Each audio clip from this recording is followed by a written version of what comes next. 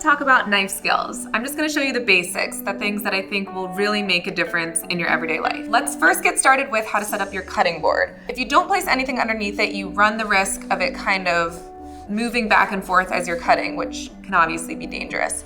So what I like to do is place a damp paper towel underneath my board.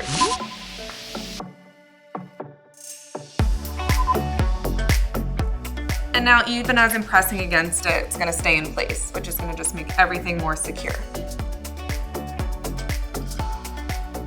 Let's talk about how to properly hold your knife. First of all, choosing a chef's knife, you really just want what's gonna be most comfortable in your hand. So it doesn't have to be fancy, it doesn't have to be the top recommended, it just has to be comfortable. But what you don't wanna do is start all the way back here because you're not gonna have any control over your knife.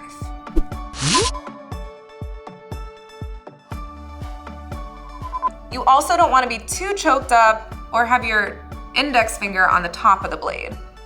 So you kind of want somewhere in the middle. You're going to be a little bit choked up, so your thumb and your index finger are going to be sitting on the blade, and your hand's kind of in between the blade and the handle.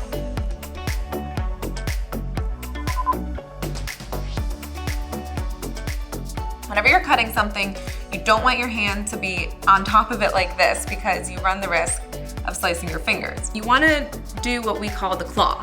So you're going to curl your fingertips back, and so that when you're slicing and rocking the knife, it's pushing up against your knuckles and not your fingers. You also want to make sure that your thumb is tucked back as well and not out here. Let's replay that.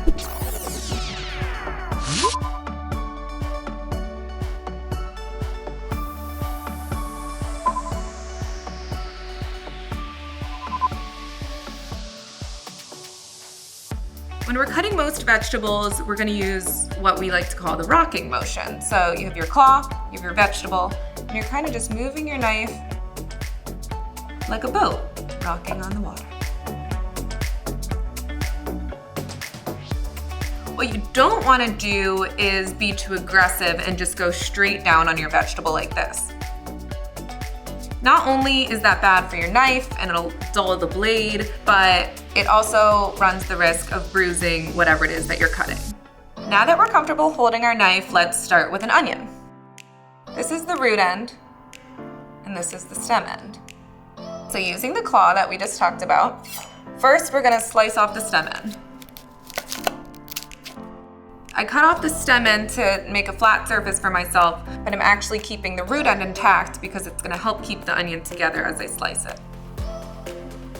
Notice I waited to peel the onion until it was halved. We're gonna start by making horizontal cuts through the onion.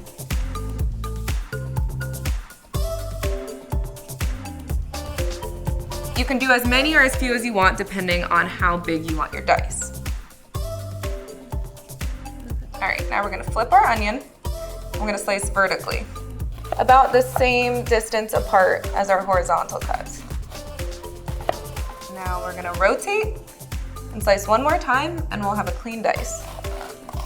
Now when you get down to the end here, don't try and do anything dangerous. You can just flip your onion over, slice off here, and then chop through here.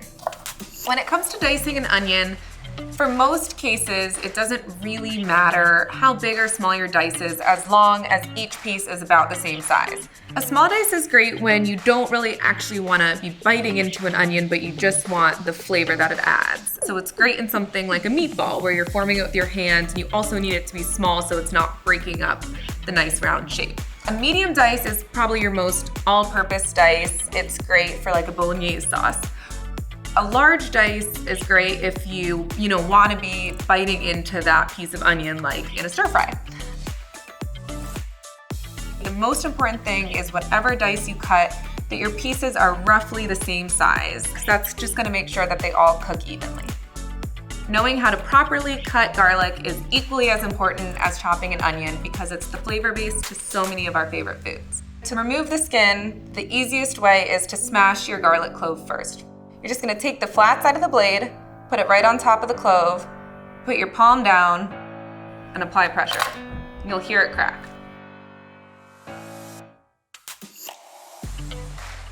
The first thing you want to do is trim off that tiny little stubborn end. The easiest way to mince garlic is to start by just cutting it into some larger pieces and then just going back and forth on it with your knife. You're actually going to put the hand that's not holding the knife on the top of the blade to help it kind of move back and forth.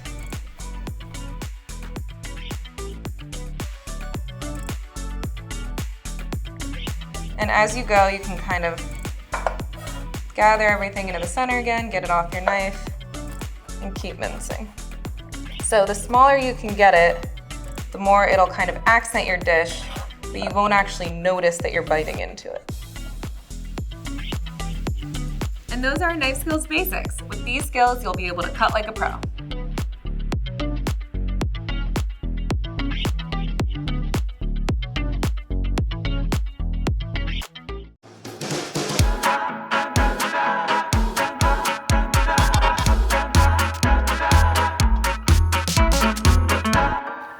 Today we're going to talk about how to know when your pan and your oil are hot enough to start cooking. Heating up a pan and heating up your oil is all about patience. If your pan and your oil are not hot enough, you're not going to get a good sear on your food, you're not going to get the color you're looking for. You really want to give your pan a sufficient amount of time to get hot. One of the best ways to test if your pan is hot enough is with a few droplets of water. So if you add a little bit of water and your pan's not ready, nothing will happen. You won't see it do anything and you won't hear it do anything. When it's almost ready, the water will sizzle and spurt a little bit, but it'll all stay concentrated in one area.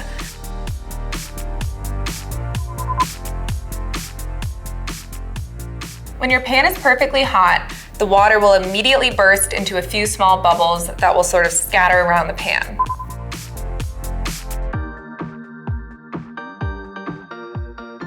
But if your pan gets too hot, you'll notice that the water will turn into a multitude of bubbles that kind of go everywhere. And that means you need to turn your heat down.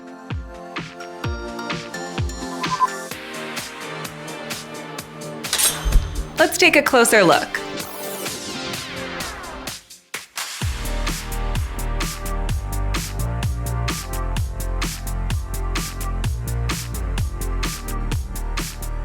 Heating your oil to the proper temperature is crucial for the outcome of your food and how it tastes and looks. That being said, it's really important to know how to test if your oil is hot enough. So after you add your oil, if you heat it over medium heat, you can kind of tilt your pan around.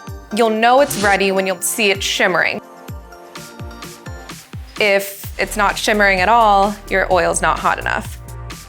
If it starts to smoke, you've gone too far.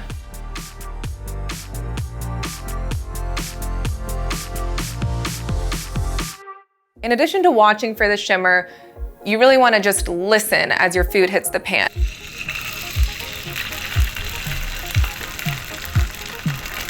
If your oil's not hot enough and you add something in, you won't hear anything at all. And at that point, just take it out. Don't move forward. It's not too late. Just take it out. Continue heating your oil until it's ready. If your oil's hot enough and you're cooking a protein like chicken or salmon, know you have the right temperature when you go to flip your food and you can slide a spatula right underneath and it's not sticking. If you do that and your food is sticking, let it continue to cook until you can easily release it. If you're sauteing vegetables, just add a little piece and see the noise it makes. Watch how it responds to the oil. And that way it's sort of a test run before you go ahead and add everything to the pan. Now that you know how to tell when your pan and your oil are hot enough, you'll be able to make more beautiful and more delicious tasting food.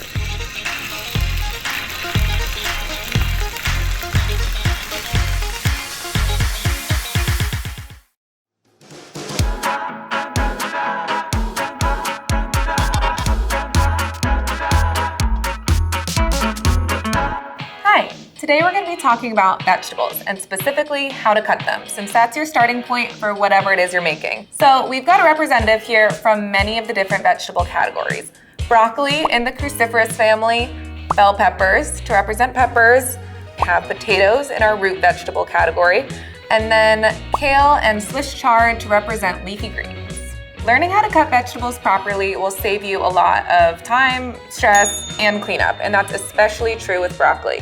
If you have any leaves on your broccoli, you can go ahead and get rid of it first. Now I'm gonna slice off the end and discard it. I actually like to hold the stalk as I cut off the florets because it gives me a little bit more security. Now we're gonna trim off the florets. We're not ever gonna touch our knife to the very top of the broccoli because these are the little parts that will go all over your cutting board and create a mess.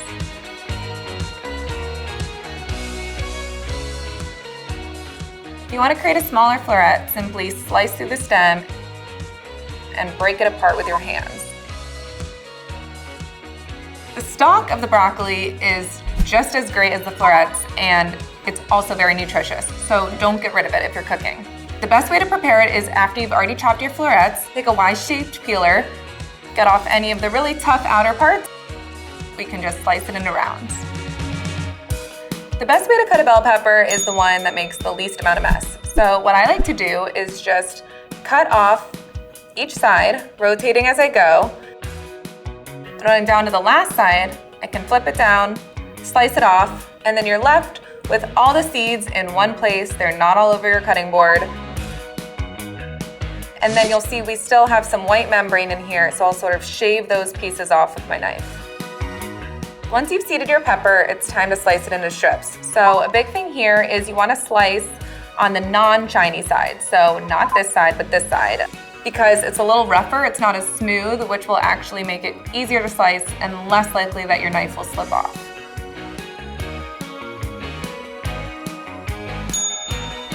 A lot of root vegetables are round and want to roll around on your cutting board. We're going to take a potato and I'm going to show you how to slice off one end so that it can sit squarely and flat on your cutting board. And then we're going to chop it. I'm going to start by slicing it into long planks, and then I can stack these planks on top of one another and create nice thin strips, which would be great for a French fry. If I want to take it one step further, I can cut them into cubes, and that would be great for a hash brown. Now we're going to talk about leafy greens. So I've got rainbow chard here. We're just going to cut right along the stem here until we have a stem and a leaf. Now I'm going to stack one on top of the other, fold the bunch in half, rotate it towards me, and start rolling. And then use our claw and chop, chop, chop, chop, chop. Just like broccoli, the great thing about rainbow chard is that the stems are edible and you can and should be cooking with them. Because our stem sort of tapers off to a point, to get evenly sized pieces, we can chop the thicker end off and slice that in half. And now we can just chop.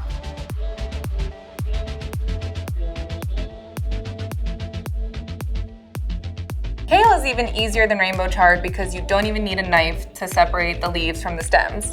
So really, at the starting point of the leaves, we can start to kind of tear away, and then we can grasp it firmly, pull it. Let's replay that.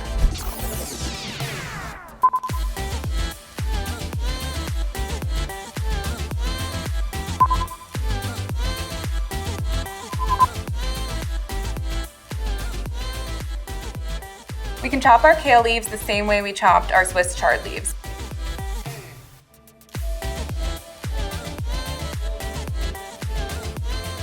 Now that we've learned these basic techniques, you can apply them to almost any vegetable. And honestly, the best way to get better is just to practice.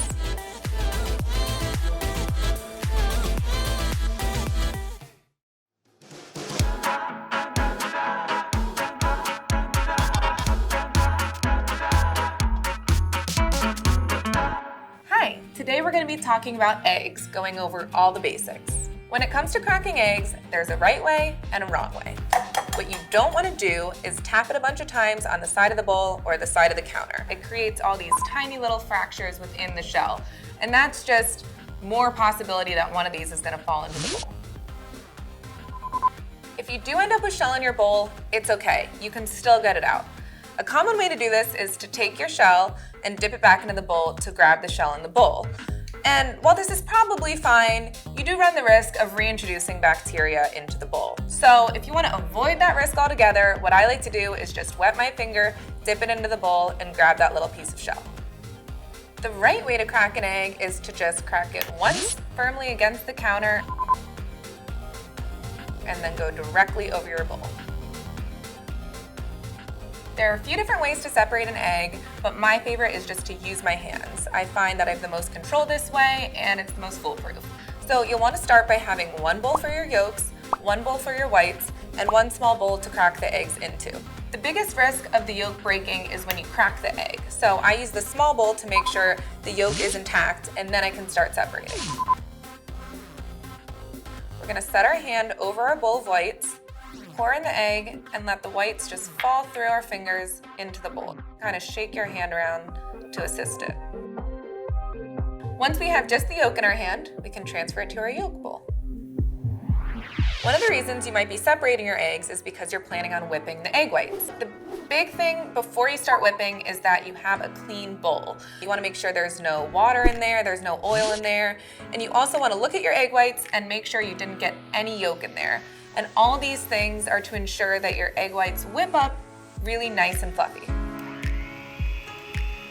I like to start beating my egg whites on low speed until they start to get frothy. Now that our eggs are nice and frothy, I'm going to kick up the speed to high.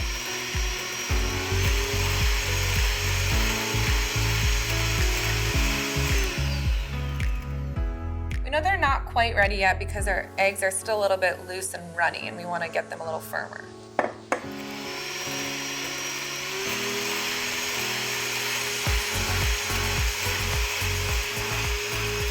When your egg whites are perfectly whipped, you'll be able to kind of move the bowl around and it won't slosh around. It'll kind of stay in one big mass. You'll have some stiff peaks on your beaters.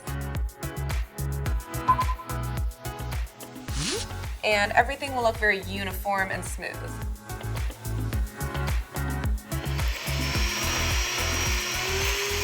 So if you've over-whipped your egg whites, you'll see that instead of it being like a clean and stiff and glossy peak, it kind of will look a little like curdled and separated here. One easy way to help prevent this from happening is to add just a little bit of cream of tartar, or if you're adding your egg whites to something sweet, you can add a bit of sugar. Let's replay that.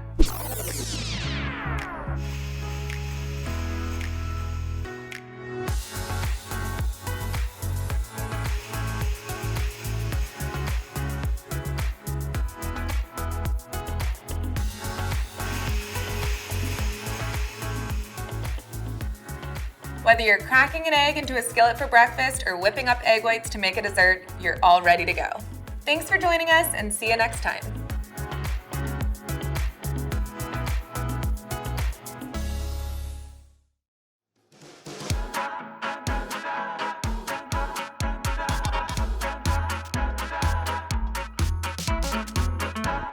Hi, today we're going to be talking about steaming. Specifically, a technique called en papillote. I love en papillote, which is steaming in parchment paper, because it's a fun presentation, it's easy to prep ahead of time, and there's very little cleanup too. Let's talk about the best material for packet cooking. You don't want to use wax paper because it can burn in the oven. Foil is great for the grill and also works in the oven, but it doesn't make for as pretty of a presentation. I prefer parchment because it's pretty on the plate, and also it's easier to tell when it's working because it'll puff up in the oven. When it comes to the size of your parchment paper, you want about the size of a half sheet tray. So you can either cut that from a roll of parchment paper, or if you plan on using this technique a lot, I recommend just buying pre-cut sheets, which is what we're using here. You can actually make a packet with just this rectangular shape, but I like to cut mine into a heart because it'll make it easier to seal. So the first thing you want to do is just fold it over and then make a nice solid crease. Next, we'll take a pair of scissors and just cut it into a nice half of a heart shape so that when we unfold it, you have a heart. Now let's talk about ingredients. The best ingredients for en papillote are quick cooking proteins and vegetables. If we do want to use a root vegetable like a carrot or a potato, we either want to par cook it a little bit or cut it into very small pieces so that it'll cook at the same time as our fish. We don't want to use something like this, which will take way too long to cook. Instead, we'll cut it into just a small piece so that when our salmon is done, our carrots are tender. Let's talk about placement of the ingredients. So what we don't want to do is pile everything into the center of our parchment paper because then it's going to make it hard to fold. So instead, we want to put everything on one side, maybe about an inch away from the crease. I like to start with my vegetable on the bottom, creating kind of a protective layer for our protein, and then finish with whatever moisture or fat we might be using, and then any aromatics or herbs. Once I have all my ingredients on the parchment paper, I'm gonna start at the rounded end and just start folding and creasing. So about halfway through each fold, I'll fold again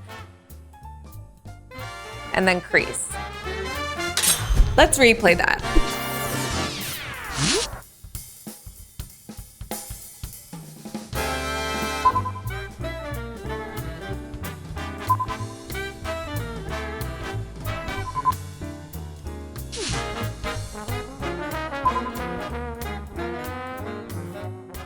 And I'll do that all the way down to the pointed end. And at the very bottom, I'm just gonna twist to secure the packet.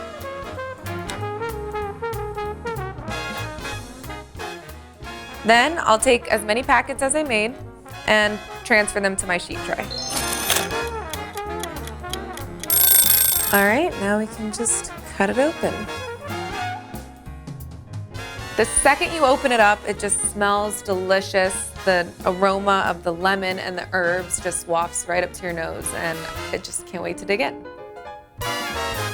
In order to create the steamy environment inside the packet, you need to have a little bit of moisture in each packet. So in this case, we added some butter. Moisture can be in the form of fat, but we could also use a splash of wine, a splash of chicken or vegetable stock, soy sauce, or even salsa.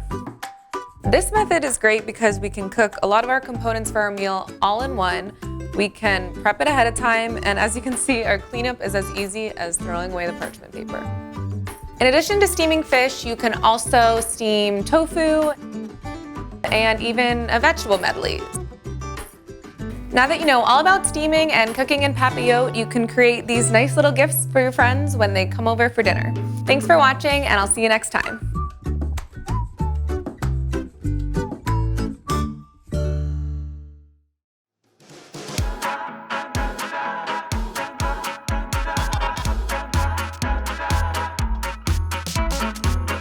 Today, I'm going to show you the basics of making a very easy all-purpose salad. For the simplest salad dressing, you just need an acid, a fat, and something to bring the two together, called an emulsifier. You also want some salt and pepper to season it. Today, we have red wine vinegar as our acid, olive oil as our fat, and we're using Dijon mustard as our emulsifier. If you just whisk together oil and vinegar, you'll create a temporary emulsion, but it won't hold. So adding Dijon mustard will keep the two together and prevent them from separating.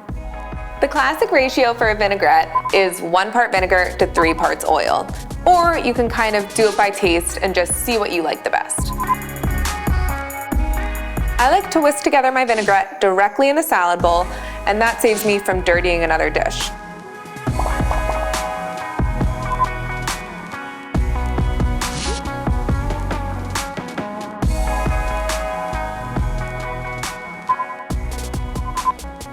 And now I'm just gonna take one of my lettuce leaves and taste it. If it's a little bit too strong, I'll add some more oil. I actually think it's perfect. Now I'm gonna toss my greens right into my dressing. You can use whatever's easiest to toss your greens. If you got a pair of tongs, that's great. You can use your salad servers. You can even use your hands. Another reason I like to build my dressing in the bowl and then toss my greens into the dressing is because that way all my leaves are fully coated before I add toppings. If you add the toppings and the dressing all together, you'll have to toss to get the leaves coated, and all your toppings will sink to the bottom. Let's take a closer look.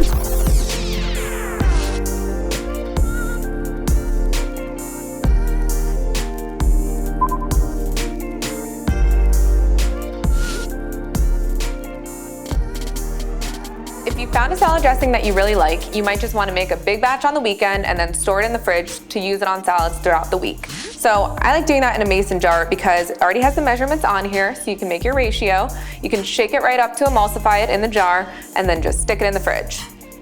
This is salad dressing at its most basic, so I think it's a great one to start with. But it's super easy to switch it up. So you can use different types of oils, you can use different types of vinegars or even lemon juice.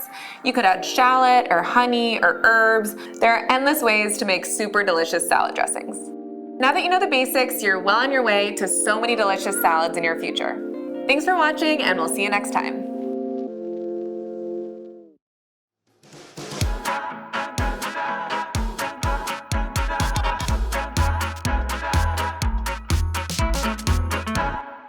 Today, we're going to be talking about beans and grains, specifically what to look for if you're working with dried beans and how to cook rice. This is a dried chickpea. This is what it'll look like when you buy it in a bag at the store. We haven't done anything to it yet. This is what our chickpeas look like after they've been soaking overnight. We just covered them with water and added a little bit of baking soda, which tenderizes the skins and makes them easier to digest. This is what our chickpeas look like after we've cooked them. You can actually use the cooking liquid as a vegan egg white replacer. It's called aquafaba. I like cooking dried beans because they're cheap, they're easy to store, you can control the amount of sodium, and honestly, it just takes cooking them once to see how much better they taste and how easy it is to do. You can cook kidney beans, white beans, great northern beans, whatever your heart desires. First step when you're cooking rice is to rinse the rice. You want to rinse the starches off so the rice doesn't clump together as it cooks. So the easiest way to do this is directly in the pot. I'm just going to add my rice. I'm going to add some water. I'm just going to swish it around with my hands, and I'm going to pour the liquid off. You can see our water right now is a little milky looking, so we're going to repeat this process a few times until the water runs clear, which is how you know your rice is ready to cook. The next step is adding the water we're going to cook the rice in, and this is my favorite method because we don't need to pull out any extra measuring cups, we're just going to use our finger. So I'm going to place my finger on top of the rice and I'm just going to add water until it reaches my first knuckle. Let's take a closer look.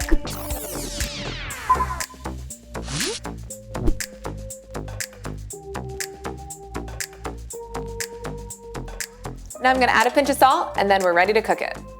To cook our rice, we're going to bring it up to a boil, reduce it to a simmer, put our lid on, then cook it for about 15 minutes, then switch the heat off, keep it covered, and let it steam for 10 more minutes. We're making basmati rice, so these times are specific to basmati. The time will change depending on your type of rice. You'll know it's ready when the water is absorbed, and it's okay to lift the lid once or twice to check on it. Just don't constantly keep doing that throughout the cooking process. Now it's time to take a look. It looks great. All of our water is absorbed, our grains are nice and separated, and now I'm just gonna fluff it with a fork to keep them from sticking together. Cooking rice and beans can sound intimidating, but hopefully here we showed you how easy it really is. Thanks for watching, and we'll see you next time.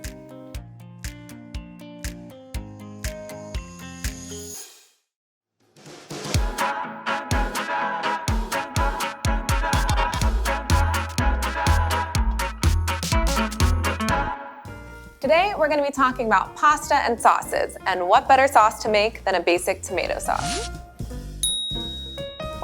Obviously, the fastest sauce is going to be the one you pick up in a jar at the store.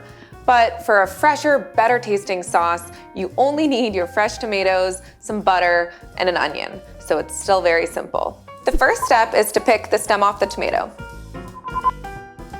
Then we'll turn the tomato over, cut a small X on the bottom with our paring knife, which will help the skin come off when it hits the water.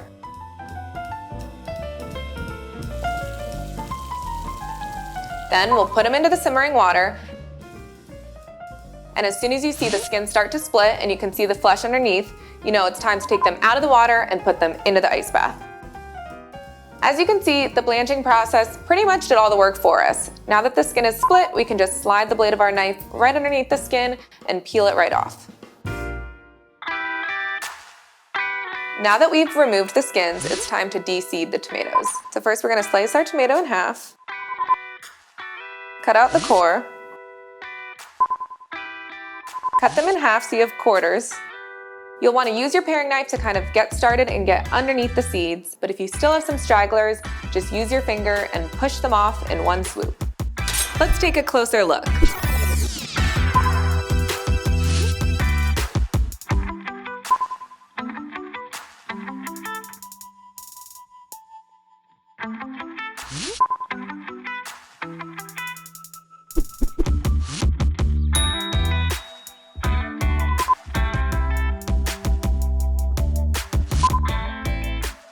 First, we're gonna add half an onion, and we've kept the root end intact so we can just pick it all up in one piece at the end of the cooking process. Now we're just gonna add 5 tablespoons of butter and a pinch of salt. This tomato sauce recipe is great because the onion is flavoring the sauce, but you don't have to do any of the work of chopping it, and it also means your sauce is gonna be even smoother.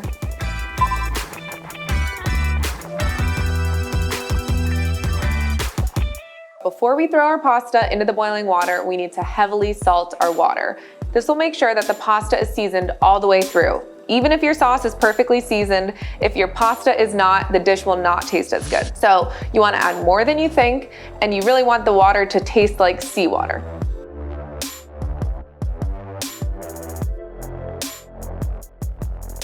All right, I'm just gonna try a piece to see if it's done.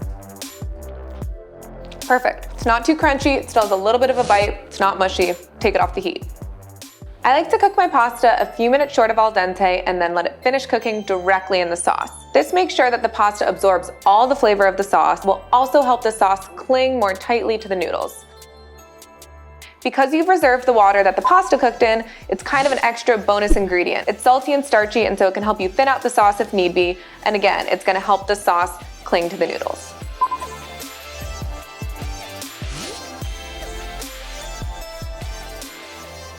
With these new tools in your back pocket, pasta night will be so much better. Thanks so much for watching, and we'll see you next time.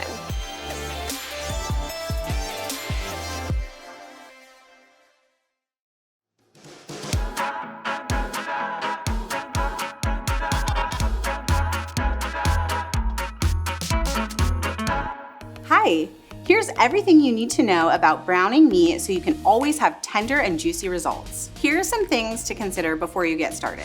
Remove your steak from the fridge about 30 minutes before you plan to cook it. If you haven't already, now's a great time to season it. Grab a heavy-duty pan such as a cast iron skillet. You'll also need a neutral oil with a high smoke point, such as canola or avocado. Other nice things to have on hand: butter and herbs and garlic for basting. Set your pan over high heat. You want it to preheat for about 10 minutes. When your pan is good and hot, add about a tablespoon of your oil. When your oil's nice and hot, add the steak to the pan.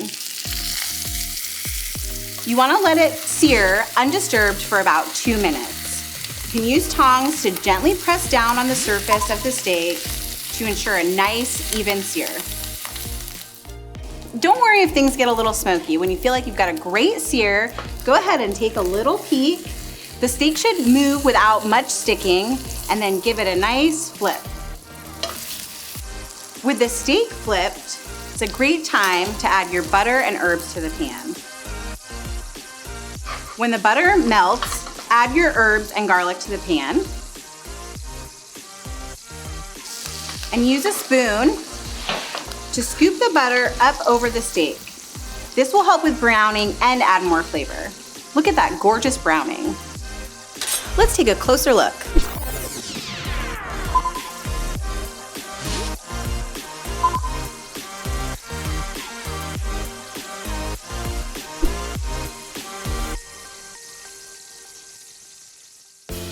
We're looking for mid-rare on this steak, which is about 130 degrees. You can use a digital probe thermometer, or if you don't have a probe thermometer, you can gently poke the steak and use your palm as a doneness indicator.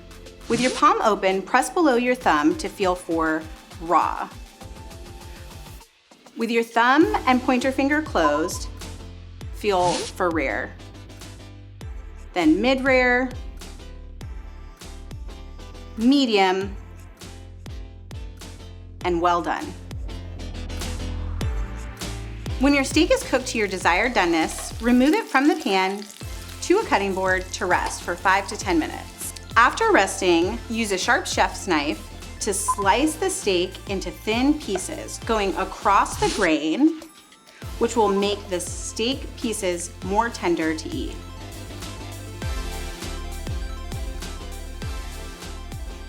See how that nice sear gave us a tender and juicy steak? Thanks for watching.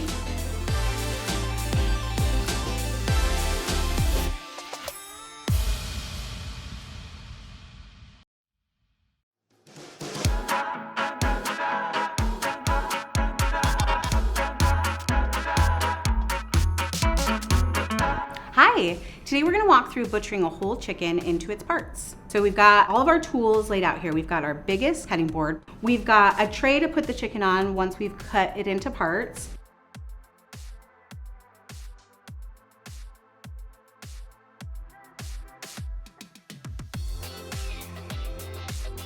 Let's walk through some chicken anatomy. You're probably familiar with the drumsticks and the breasts and the wings. These are the wing tips. And then these are the thighs. Before we get slicing and dicing, it's good to take a paper towel and pat the chicken skin down.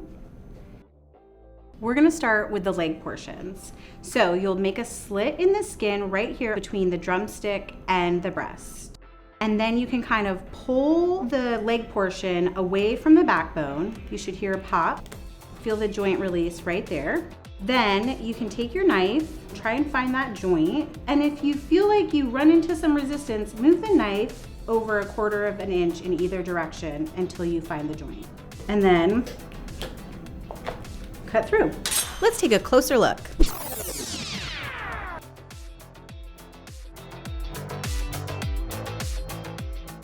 While we're here, it's a good time to separate the thigh from the drumstick. I like to approach the leg portion from the other side so you can kind of see where the joint is.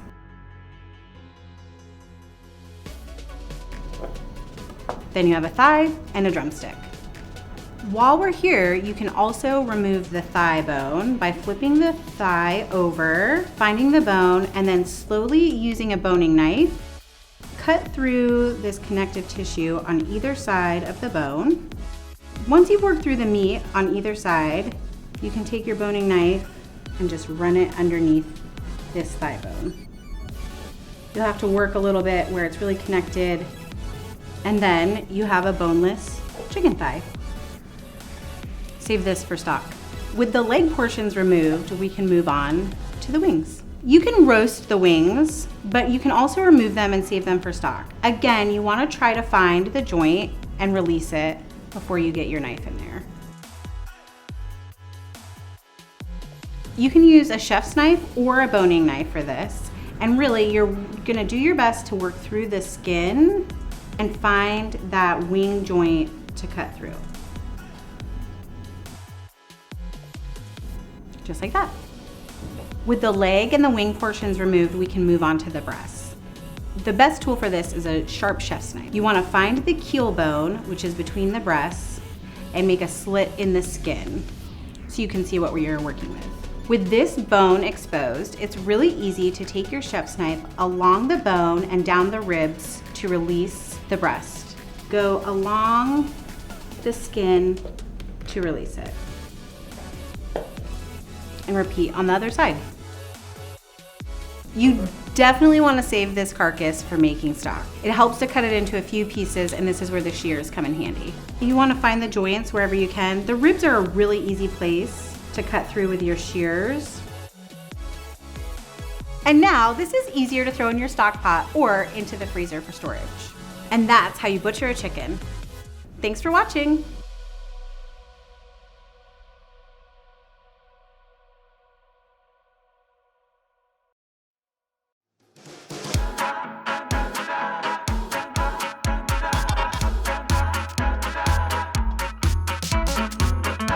Hi, preparing and cooking fish doesn't have to be intimidating. Let's walk through the steps together.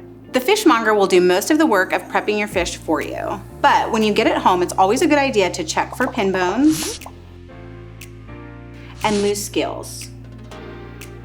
Before removing the pin bones, pat the fish dry and wipe away any scales.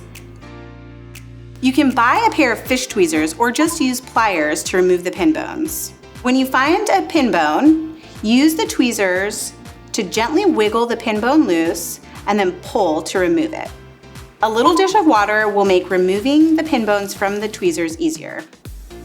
Oven baking and slow roasting is great for whole sides, but I like pan searing fillets. It's faster and more thrilling.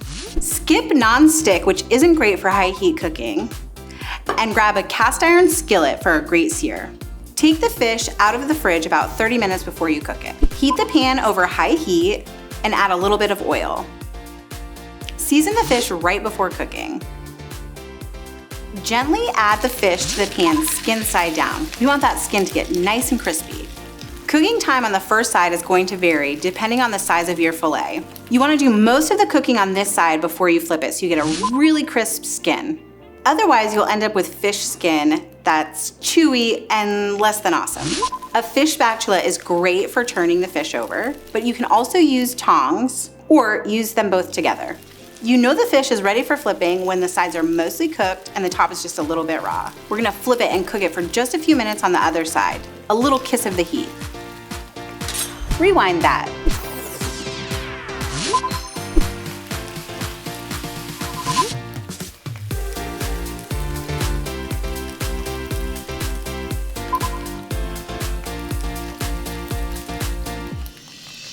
This is what a perfectly cooked fillet looks like. See how the sides are opaque and the bottom is just beginning to brown? See how the proteins are coming out the side here? This is a sign that you've overcooked your fish. This overcooked fillet is dry and hard to cut into. This perfectly cooked fillet breaks into big, juicy pieces.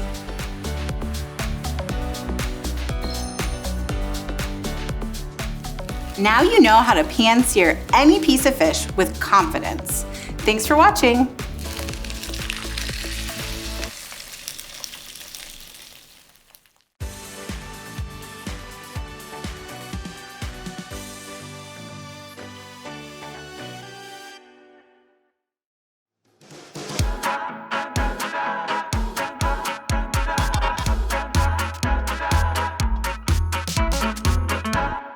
Hello, today we're going to teach you how to make stock. Homemade stock is as thrifty as it is delicious. You can buy fresh ingredients to make stock, or you can get scrappy and pull things from your freezer and fridge. Very basic stock is just water and bones boiled together. You can add vegetables and herbs to add a layer of flavor to your homemade stock. Today we're using carrots, celery, onions, bay leaves, a little bit of thyme. If you bundle it together, it's easier to pull out at the end, and parsley. And just remember, you do not have to buy fresh herbs for this. You can even use stems.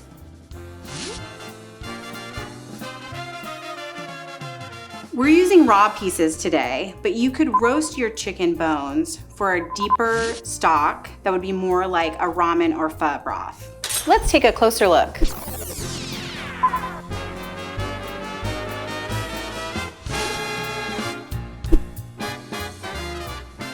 Now, just cover the vegetables and bones with water. You want to bring your stock up to a boil and then reduce the heat to a simmer. We want a low and slow simmer on stock so we can draw out all the collagen in the bones to make a nice, rich, thick stock. Simmer the stock for 2 to 4 hours, but no more than 6. And for the first hour or so of this simmer, you want to skim this foam, which is protein from the chicken. I like to use a slotted spoon. You could use a strainer, and dipping your spoon into a bowl of cold water helps release the scum. Then cool the stock before storing it. You can rapidly cool the stock by setting the pot inside a sink filled with ice water. Once your stock is cooled, go ahead and portion it into smaller containers for freezing. We like quart-sized bags and cup containers for making soups, and then small ice cube trays so that you can add stock from everything from pan sauces to steamed veggies. And that's it, you just made homemade stock. Thanks for making stock with me. See you next time.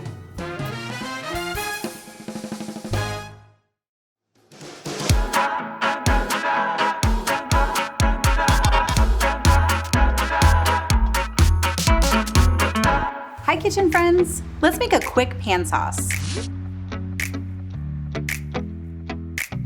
Here's what you'll need. A dirty pan from searing steak or pork, aromatics like shallot and thyme, white wine for deglazing, mustard and butter for creating an emulsion. Return the pan to high heat.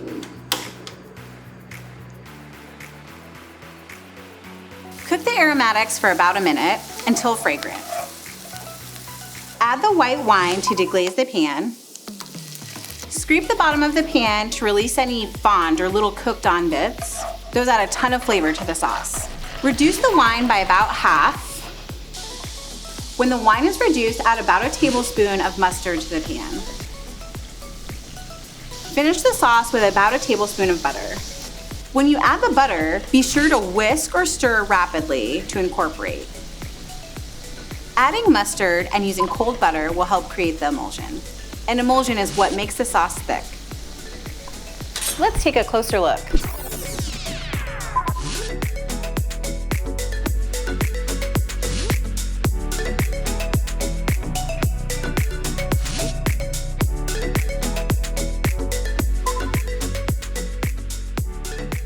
Make sure the sauce stays warm until you're ready to serve it. Now you know how to build a brilliant pan sauce for everything from steak to salmon. Thanks for watching.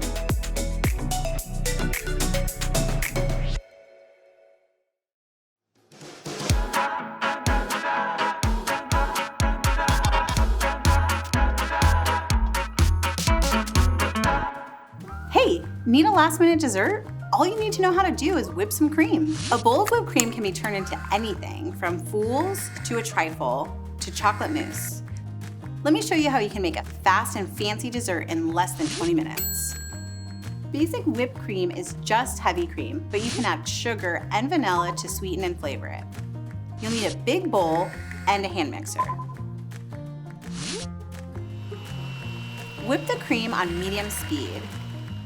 Now's a great time to add sugar and vanilla if you're going to use them. As we get closer to soft peaks, you'll start to see trails from the mixer in the cream. This is what soft peaks look like.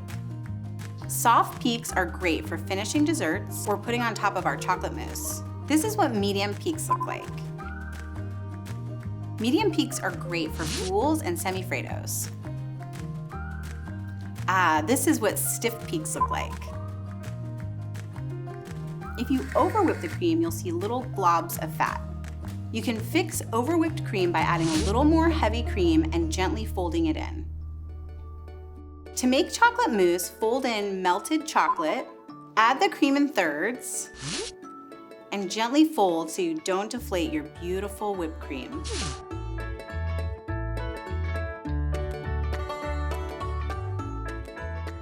Here's what folding looks like. Gently scoop the spatula underneath the chocolate and fold it up over the whipped cream.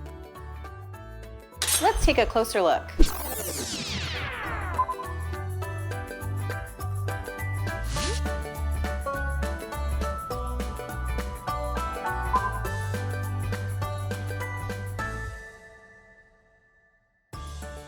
Portion your chocolate mousse into small serving dishes and chill for 4 hours. Top the finished mousse with some of that softly whipped cream and something crunchy like chopped toasted hazelnuts. And that's how you turn whipped cream into dessert. Thanks for watching.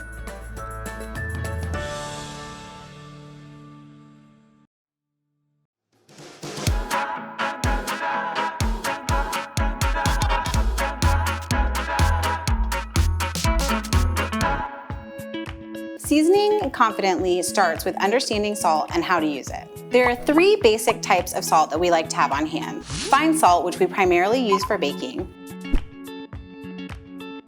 Kosher salt, which we use for everything from salting steaks to seasoning pasta water. And then finishing salt, which is great for salads and baked goods. Let's take a closer look.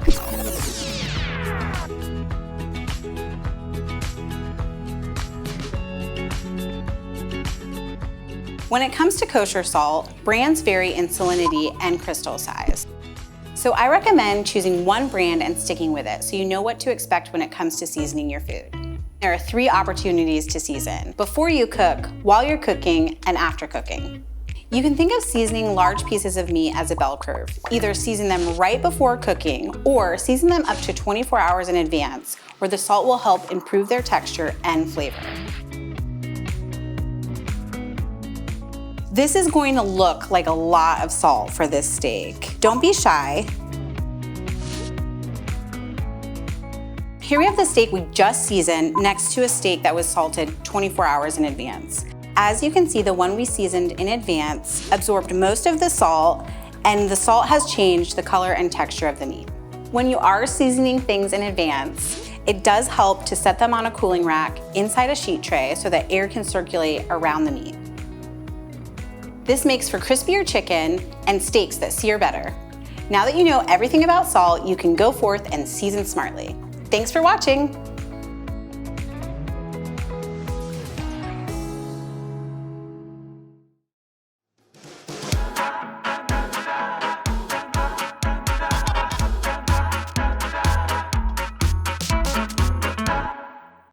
Let's talk about speed. Here are some things that you can do to make yourself more efficient and faster in the kitchen. One of the easiest things that you can do to be more efficient in the kitchen is get yourself a good setup. Make sure you're using a big enough cutting board for the job at hand and secure it with either a no skid grip or a wet paper towel. Grab the pantry items that you use most frequently so you don't waste time running back and forth. Olive oil and 2 different types of salt are a great place to start. You can also have a pepper grinder at your station. A clean kitchen towel or paper towels nearby will keep things tidy. A sharp knife will make you instantly faster. If you're doing a lot of chopping, grab a big bowl to throw your scraps in. Be sure to save your scraps for making stock. A crowded cutting board will really slow you down. When you're finished chopping, move veggies from your cutting board to a plate until you're ready to cook them. This bench scraper is very handy for moving prepped veggies. Make sure you're using the right size pan for your recipe. An overcrowded pan can cause meat to steam instead of brown and slow down vegetable sautés.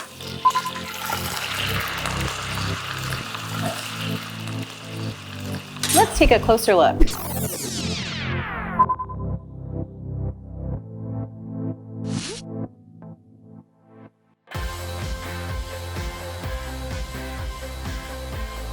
The more you cook and prep with these tips, the faster you'll become. Thanks for watching.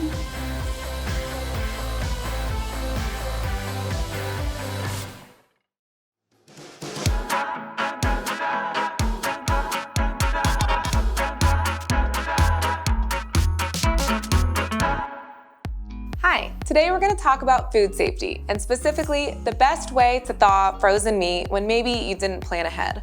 Before we talk about thawing meat, let's talk about freezing meat. So you can take a package of meat that you bought at the store and just pop that into the freezer if you know you're not going to use it within a few days. But if you're working with something like ground meat, like ground beef, ground chicken, ground pork, ground turkey, what I like to do is take it out of the packaging, put it in a zip top bag. I'm going to press some air out and then seal it shut, but I'm going to leave a corner open. Now I'm just going to start to flatten it with my hands. You can see it filling the space. And get it really flat with a rolling pin. Now I'm gonna seal it. And what's nice is that it'll lay flat so I can stack other ones on top of it. The absolute best way to thaw frozen meat is in the refrigerator. So just transferring the meat from the freezer to the refrigerator and letting it thaw completely. You can cook certain meats like chicken breast directly from frozen, but they'll take up to 50% longer to cook and the texture might not be as great. So when it comes to an alternate method, you just want to think about the danger zone. Meat enters the danger zone between 40 degrees Fahrenheit and 140 degrees Fahrenheit. So anything below that, 40 degrees and under, like in the fridge or the freezer, is safe. Anything above that and you're cooking your meat, which is also safe. But in between 40 and 140 is when bacteria is most likely to grow, which is why you never want to thaw your meat at room temperature. One method I like to use when I have a few hours before dinner, but I didn't plan days ahead, is the cold water method. This method is super simple. We just have our bowl of cold water. We're just gonna take our frozen meat, submerge it in the water, and this is staying down pretty nicely, but if it started popping up or you were worried about that, you can just take a plate or another heavy object and weigh it down to make sure it's completely submerged the whole time. We'll want to change the water every 30 minutes to ensure that it stays cold and keeps our food out of the danger zone. Let's replay that.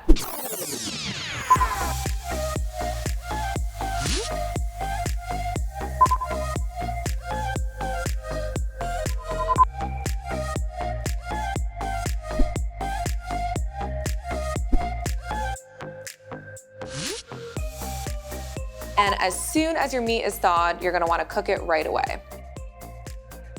Here, our meat has been vacuum sealed, which is a great way to ensure that no water or bacteria get into the meat as it's submerged in the cold water. But you can use a zip top bag, just make sure that it's tightly sealed. The next time you need to thaw meat quickly but safely, you know what to do. Thanks for watching, and I'll see you soon.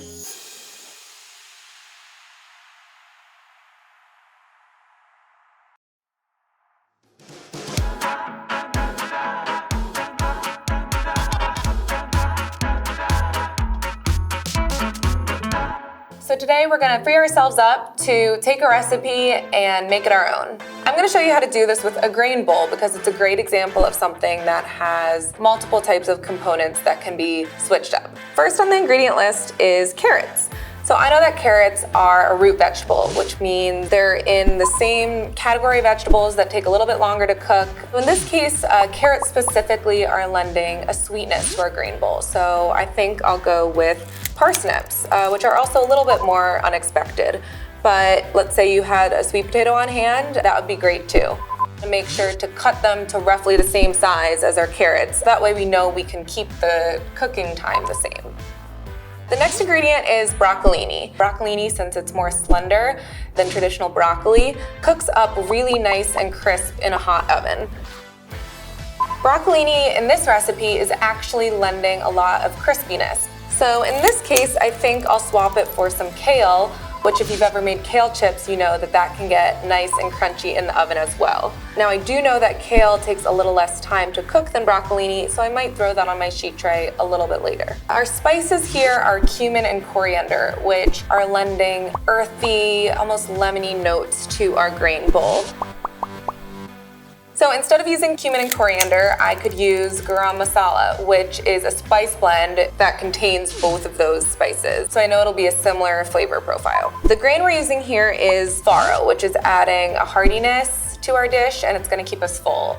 So I definitely wanna use another whole grain here, or quinoa, which is actually a seed, but it's gonna also be really satiating and it cooks pretty quickly. To top our grain bowls, this original recipe calls for a really great and creamy yogurt sauce. We could just keep the yogurt the same and switch up the herbs or the citrus, but if you want to, you could try tahini, which is another popular option for grain bowls and is also adding creaminess and fat just like the yogurt does. If I swap for tahini, I'm still gonna loosen it up with olive oil, my lemon zest and juice, although of course I could choose a different citrus, but I can switch up the herbs. So the way that I like to think about it is you have your tender herbs and your woody herbs. So your tender herbs are your more delicate herbs, and your woodier herbs are ones with the thicker stems, so rosemary or thyme. When you take a look at a recipe, just think about what category your herb falls in, and then you'll know how to swap it. In this case, I'm gonna try parsley and chives. Lastly, our grain bowl is topped with pumpkin seeds and soft-boiled eggs. So I just wanna think about what their purpose is for this grain bowl. The pumpkin seeds are definitely adding a nice, nutty, toasty crunch. That's the most important thing. So I can kind of substitute it for any other seed. Sunflower seed is great here. Our soft-boiled eggs are lending protein to this vegetarian dish. So I could switch it up and cook my egg a different way. I could fry an egg and put it on top, but if I wanted to keep this kind of meal prep friendly, roasting our chickpeas along with our vegetable is a great way to work in vegetarian protein. So here we have these two grain bowls serving a similar purpose. They're vegetarian, they're gonna fill us up. We have protein, we have a hearty base, we have vegetables, but we were able to mix and match depending on what we wanted today. Taking a recipe and being able to make it your own is one of the best things you can do in the kitchen because it gives you so much freedom. Instead of viewing a recipe as a hard and fast rule, think of it more like a guideline. So hopefully now you have the confidence to make a recipe your own. Thanks for watching, and I'll see you next time.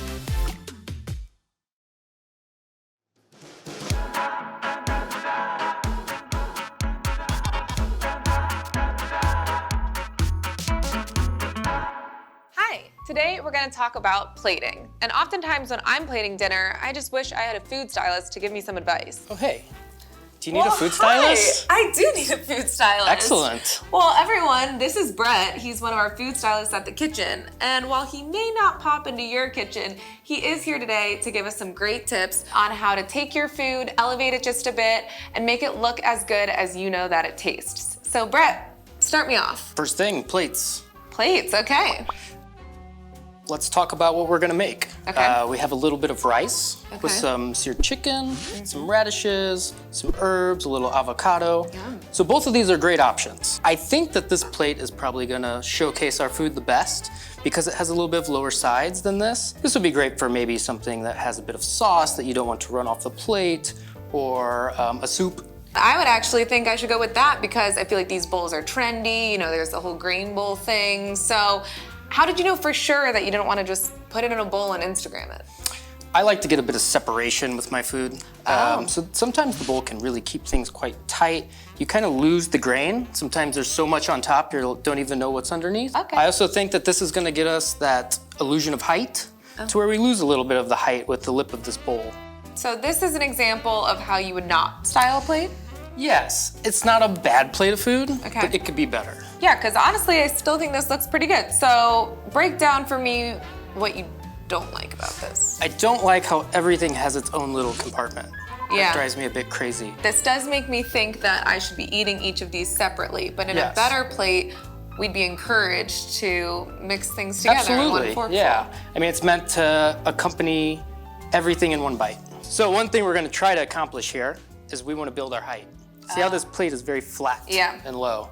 So height, colors, textures in a dish, it's gonna set you up for success. Got it. Well, I'd love to see how you'd style it better.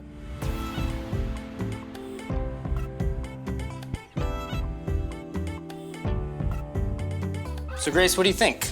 I think this is beautiful and I can't wait for you to walk me through it. So same ingredients. We just have the rice as a base, sliced our radish nice and thinly, sliced the chicken, we've sliced the avocado, and just built that height that really gives this plate just that wow factor. Lastly, let's just finish this plate off. Really simple, flaky salt and pepper.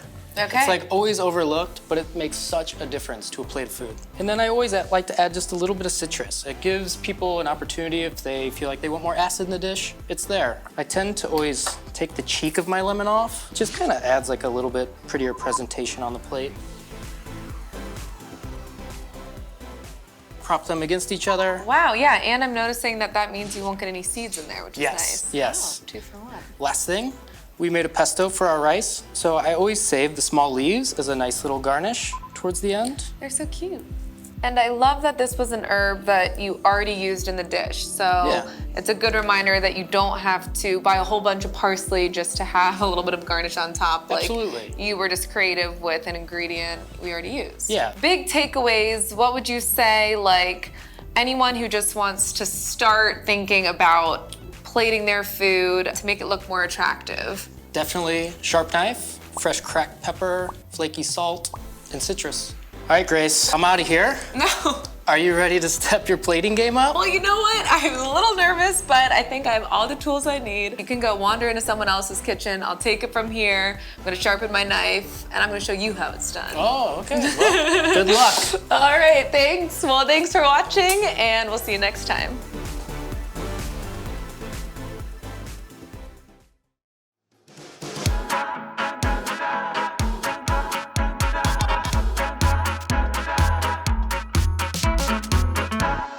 Hi, today we're going to be talking about hosting a dinner party and specifically how to take a few grocery store shortcuts to reduce your stress day of. I normally like to think about making the main dish the star and therefore maybe taking a few shortcuts in the appetizer and the dessert, and no one will know the difference. One of my favorite appetizers for a dinner party is hummus because it's always a crowd pleaser and there are so many great tasting store-bought brands. So instead of just placing my tub down with my veggies, it just takes a few quick tricks to elevate it to dinner party status. All I have to do is take a few spoonfuls from my tub, spoon it into a bowl. Then I like to take the back of my spoon and make kind of a circular motion to create a well for the olive oil.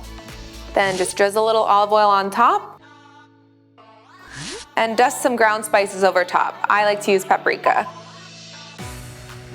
And if you don't have a little fine mesh strainer like this one, you can always use one of those little tea strainers. That's great for sifting spices. Ricotta is another great option for an appetizer for your dinner party because it's a little more unexpected than a cheese plate and it's also so much easier. So instead of just taking ricotta and putting it in a bowl, which is fine but not very exciting, what I like to do is take the ricotta, whip it for a few minutes in the food processor, which will make it super luscious and creamy, and it also lets you add a few extra flavors. Let's replay that.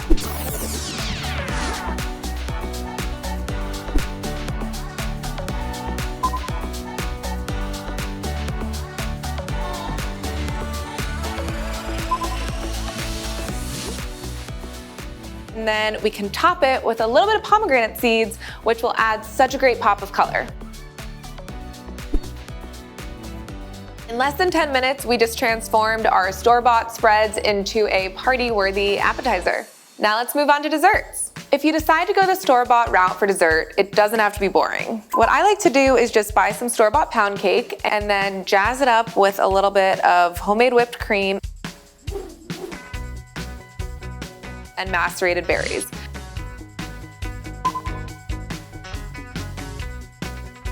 Whipping cream yourself is easy, and macerating berries sounds a lot harder than it is. It's just tossing some mixed berries in sugar and letting them sit so they release their juices.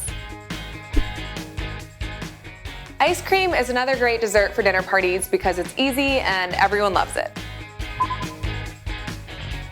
If you want to elevate it a bit from your classic chocolate syrup and sprinkles, I suggest a little drizzle of olive oil and some flaky sea salt. It's totally unexpected and your guests will be blown away. In just a few minutes, we went from a tub of ice cream and plain pound cake to these gorgeous desserts that your friends will be super excited about. Now that you have these fun, easy shortcuts, you're ready to throw a stress-free dinner party. Thanks for watching, and we'll see you soon.